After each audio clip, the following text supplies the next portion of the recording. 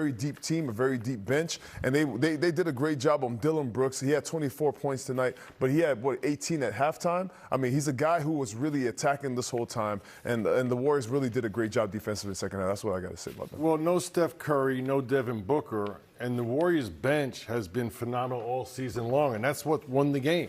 Pat Spencer was a bench player. Tonight played 32 minutes. Gui Santos was amazing. GP2 off the bench. So the Warriors role players stepped up and had a tremendous game. They held the Suns 1 for 11 to finish the game. But really what I asked Pat, though, because they made 23s. But unlike last game, they got to the free throw line. They got in the bonus in the second quarter. They wound up getting 15 free throws and only gave up 5 to the Suns.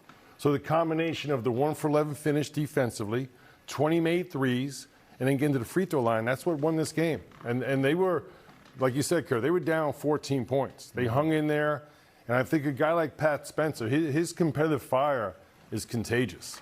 The Warriors had 15 made threes in the first half, only 5 in the second half. So they had to change it up a little bit. I thought they did a great job of just attacking the rim. And defensively, this is where the Warriors hung their head on the whole night. Yeah, great stop there in transition.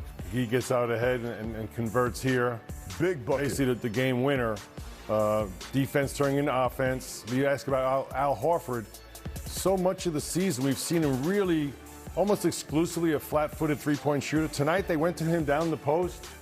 He got to the free throw line. He had some big stops himself, the basketball, and make him shoot a contested three. There you I go. mean, Moses, effort is a huge part of this game. Obviously, you want to score more points than the other team, but you got to give Moses Moody a lot of credit. Got 8 rebounds tonight.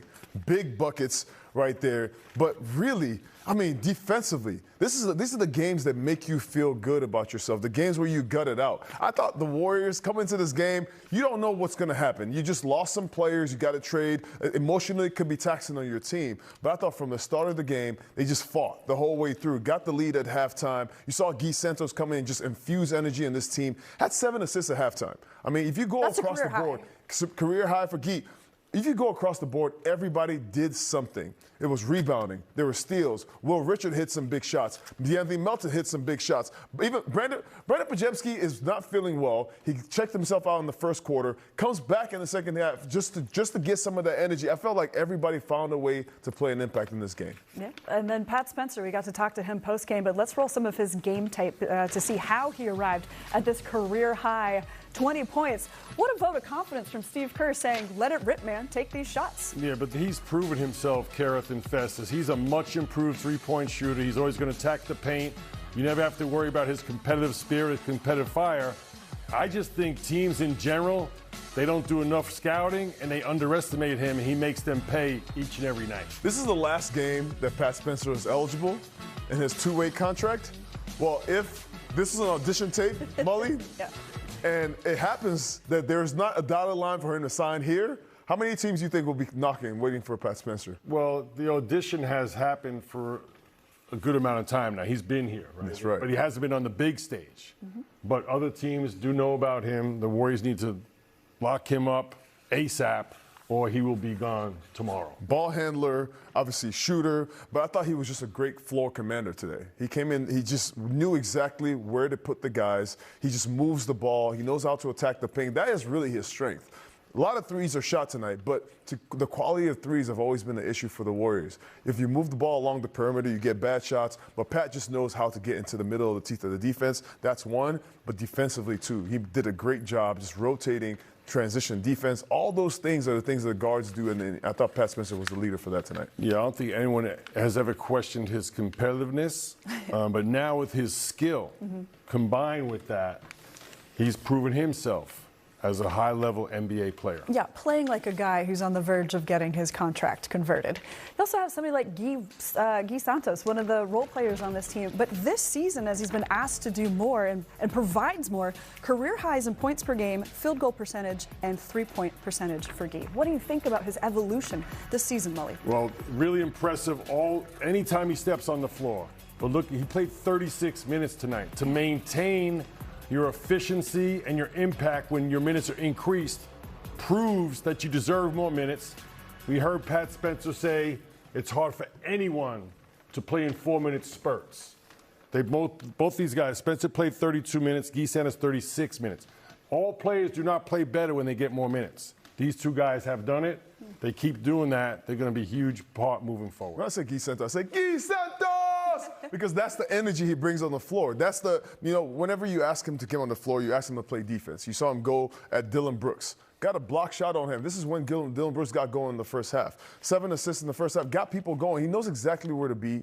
Knows how to play the game, knows how to play with his teammates, because now the Warriors got to find a new normal. They're trying to find how to fit these pieces that they have together, especially without Steph on the floor. Hopefully when he comes back, he's been able to play with Steph. He's been able to play with whatever guys you have around him. He's been able to play defense, improved on that end as well. I mean, Gui Santos is just maturing game by game, and he's maturing before our very eyes. Gui Santos has a camera crew following him around from his native country of Brazil, so making a documentary about his story and what a season they get to see right now. How about D'Anthony Melton's season right now? We were celebrating the fact that he was in the starting lineup tonight. He finished with 25 minutes. We need to mention that. That's kind of important for him tonight. But what did you see as far as Melton and the way that he impacted winning? Well, DM, the healthier he gets, the more minutes he's going to be on the floor. And for the Warriors, it's just a welcome sight, because this is a guy who can create a shot for himself in any moment. One-on-one, he can do that. There's another guy who you can switch out. The guy that forced a tough shot on Dylan Brooks at the end of the game. You can put him on the offensive player's best player on the other team. He was the guy as a guard.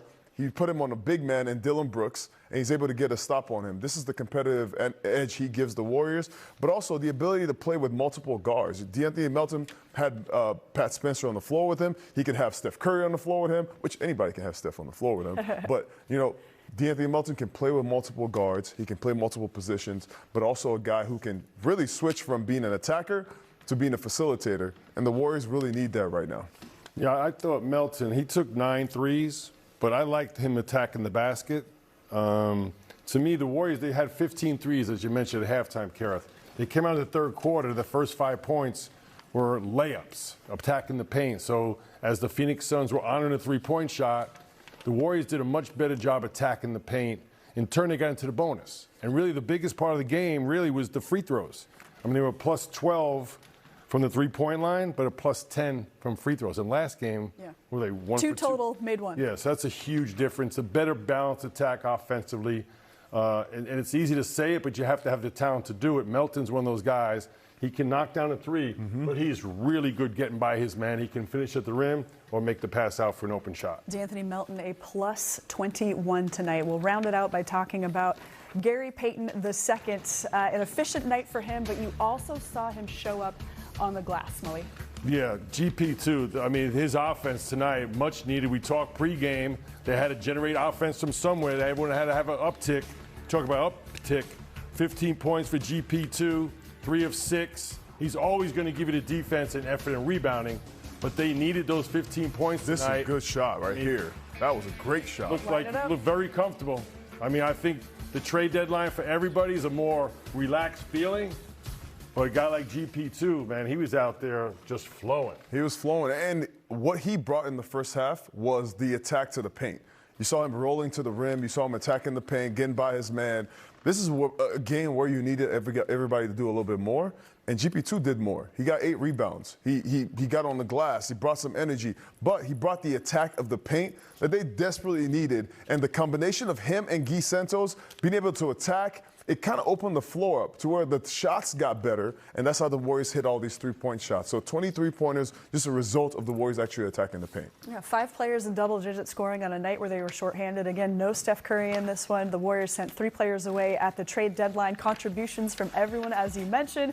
And here you go, our colleague Dalton Johnson in Phoenix right now to cover the trade deadline. He mentions it is a loud locker room celebration. I want to know what music they're playing. He's on the outside looking in. I want to know what music they have going on in there. When we come back, we will hear it from the head coach, Steve Kerr, trying to process the emotions of the day.